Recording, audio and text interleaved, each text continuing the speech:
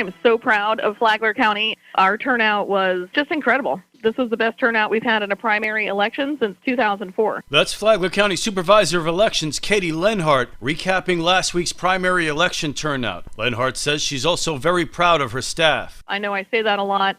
They are so incredible and talented and brilliant, and they make democracy happen. It can't be said enough. You know, we plan our lives around elections. We live and breathe the integrity of the sacred right to choose our representation in government.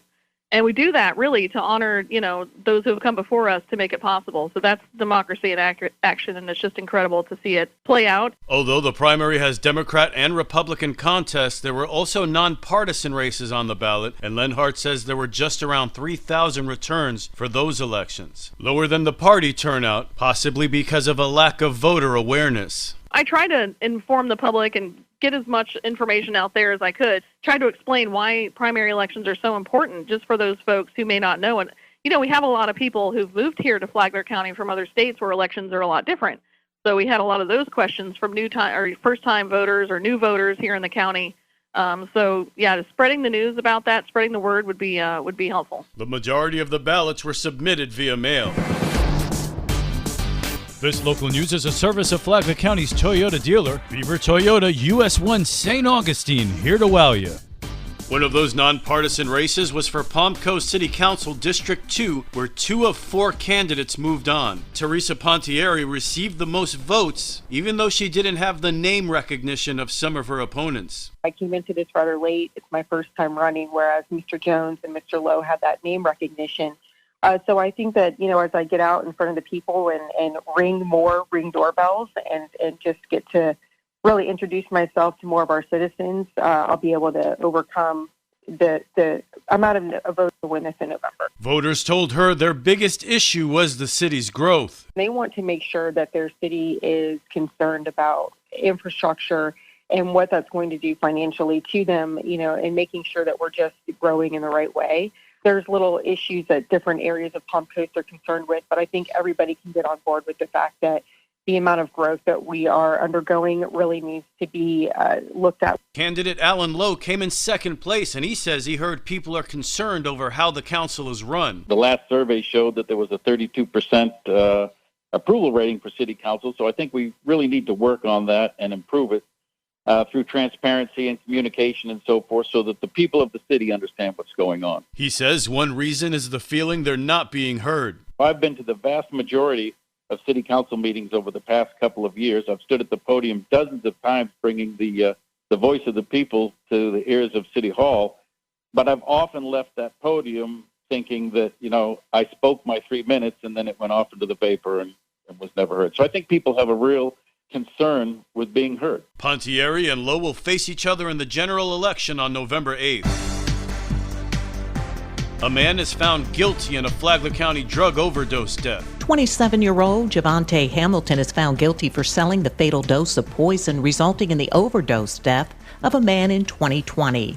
Flagler County Sheriff Rick Staley has details. I have told our community and warned our poison peddlers that we investigate every overdose death as a first-degree murder.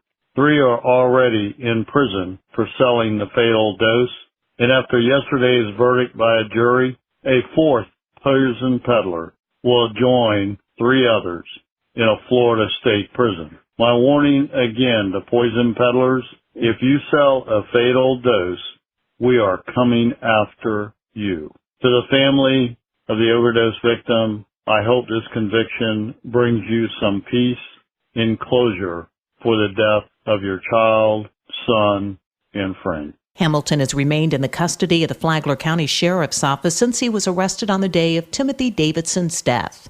Hamilton still faces several other drug-related charges in Flagler and Volusia counties. For Flagler's Morning News, I'm Karen Johnson. Flagler Beach closes 2 dune walkovers and 1 beach access point because of hazardous conditions. The walkovers are at 14th Street South and at 15th Street South, plus the ramp near the intersection of Route 100 and State Road A1A is closed. City Manager William Whitson goes over the reasons for the closures. The dune access in the walkways, there are several missing steps. We need to maybe work with DEP. We can't just go fix them. We need regulatory agency authority to do that.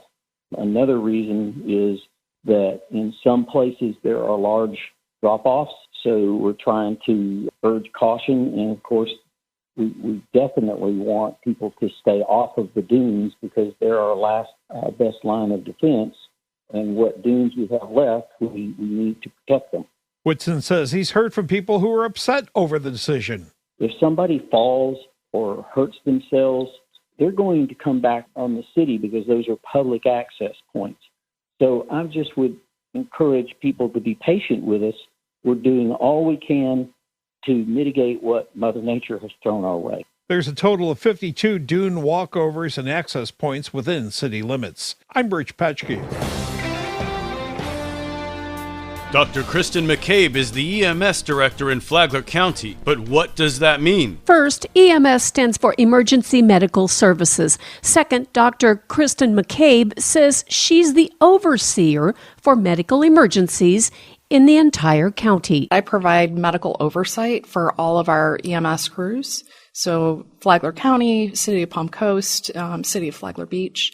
So we all work together to really provide frontline services for our community members. Dr. McCabe said that within EMS, there are people who keep everybody up to date on the latest trends, training, and techniques in patient care and treatment in emergency medical and pre-hospital settings. You can listen to the Flagler Voice on WNZF on Saturday mornings at 8:30 and anytime on the Flagler radio app. Tomorrow, Dr. Kristen McCabe talks about meeting new medics. From the WNZF newsroom, I'm Deb Albertson. And now you're up to date on Flagler's Morning News. I'm Rich Carroll.